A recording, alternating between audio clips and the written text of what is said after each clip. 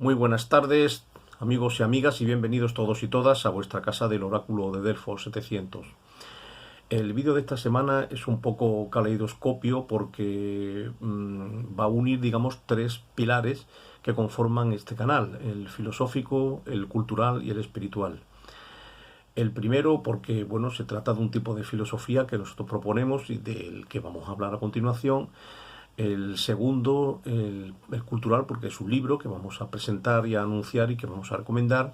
Y en tercer lugar, el espiritual, porque el libro en cuestión trata de espiritualidad entendida como la entendemos aquí en este canal, como la búsqueda de la interiorización, la búsqueda de la respuesta a la gran pregunta ¿quién soy yo?, ¿no?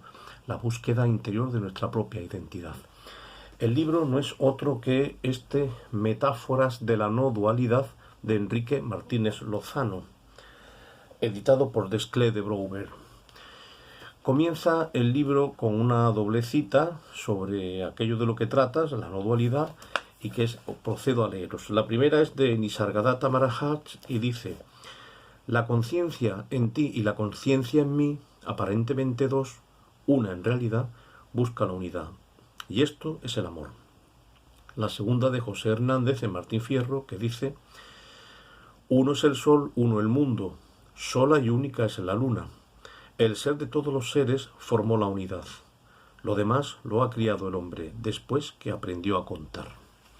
Bien, Enrique Martínez Lozano es uno de los principales exponentes de la filosofía no dual o del modelo cognitivo de la no dualidad, que tiene a su vez su correlato en psicología en la llamada psicología transpersonal. Como en algún otro vídeo anterior hemos mencionado, la no dualidad arranca, diríamos, de la lejana filosofía oriental del Advaita y también constituye la esencia del que llamamos el pensamiento zen. Básicamente, y por refrescar un poco la memoria de nuestros seguidores, la no dualidad lo que afirma es que la realidad es una, la realidad es la unión del vacío primordial del que todo surge y de las formas en las que ese vacío se manifiesta y se expresa, ¿no? Lo que en el Zen se llama vacío y forma, o el fondo y los 10.000 seres, ¿no? Las 10.000 caras o las 10.000 formas.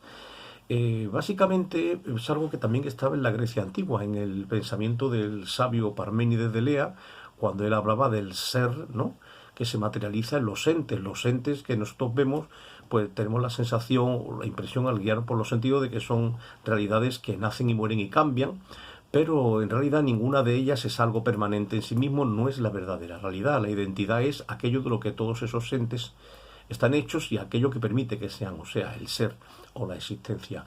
Y este ser o fondo, que al final Grecia y la India y el Advaita se unen, aunque tengan ropajes culturales diferentes, están diciendo lo mismo.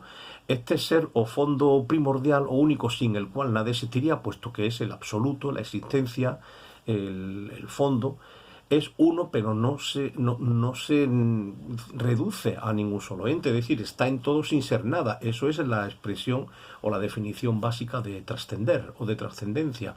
Trascender algo es estar en ello sin ser ello, es decir, el ser o la existencia, el uno, o como se dice en el Lejano Oriente, el no dos, está en todas las cosas sin ser ninguna de ellas. No puede ser ningún ente concreto, porque entonces todo lo que fuese exterior a ese ente ya no sería ese ser. Por tanto, para que pueda ser el absoluto, no puede ser ninguno.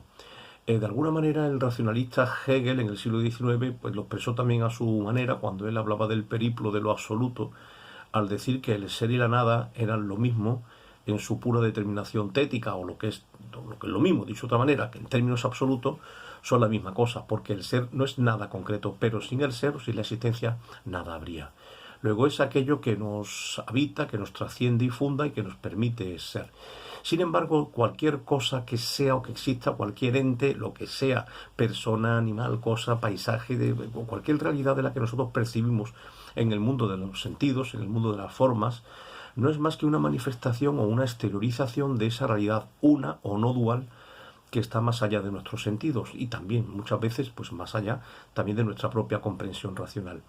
Como se dice en el Zen, todo aquello que podamos ver o que podamos observar o que podamos pensar no somos nosotros, es decir, porque nosotros seríamos el sujeto que observa, ¿no?, lo que en la tradición Advaita se ha llamado el testigo.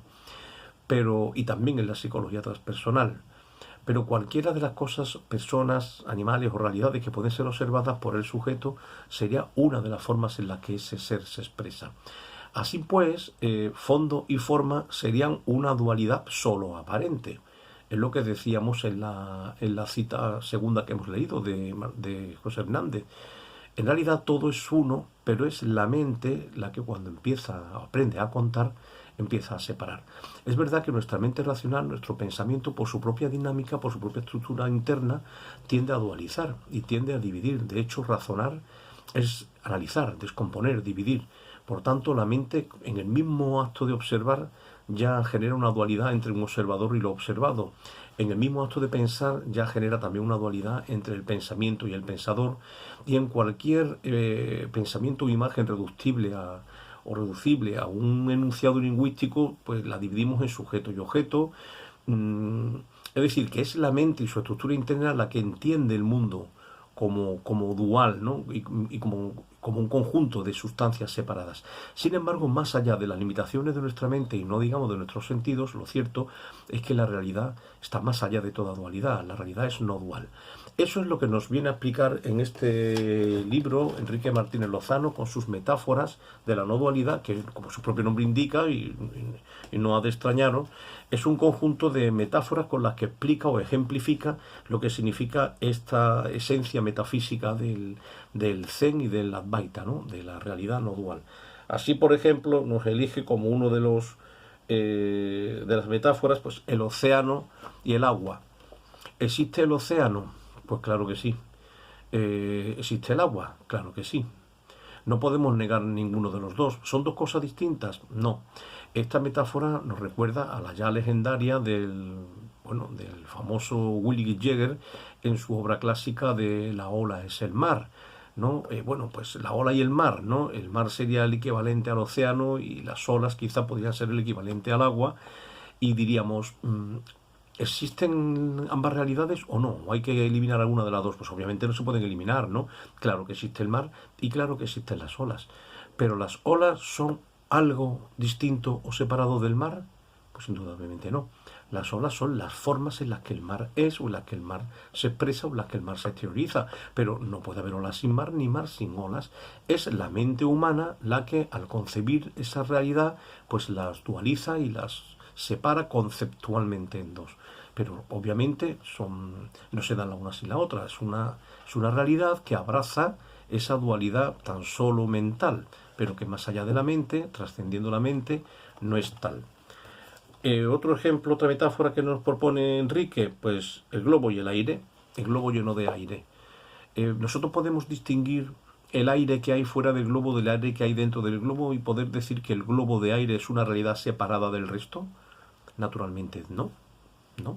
Pero además no hay globo sin aire, porque sin aire el globo sería un plástico que no es nada, es un plástico deshinchado, no es un globo.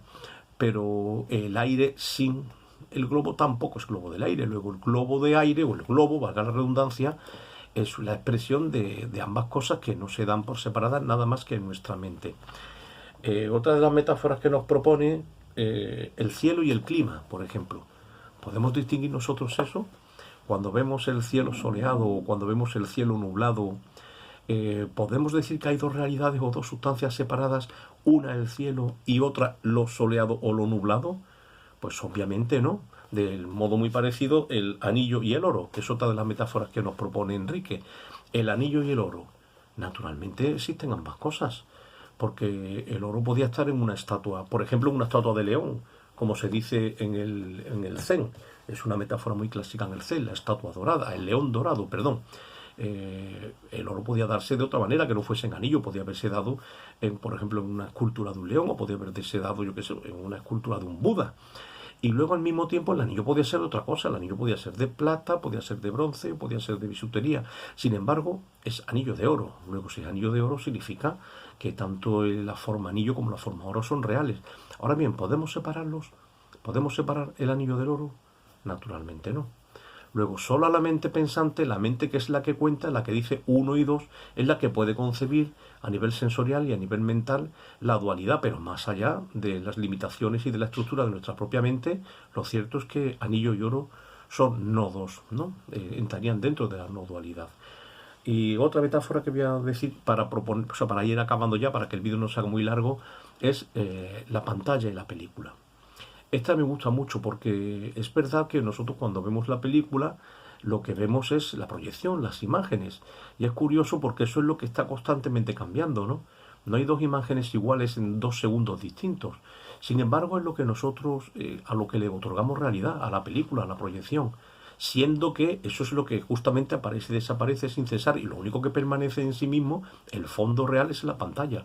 Sin la pantalla naturalmente habría película, aunque nosotros en el ámbito de las apariencias o de las formas lo que veamos sean películas. Sin embargo no podemos separarlas. Es obvio que para que sea pantalla tiene que recibir proyecciones de películas, pero la película para poder verse necesita de la pantalla. Luego no se pueden dar la una sin la otra, no hay dos separados, o lo que es lo mismo, lo que hay es no dos.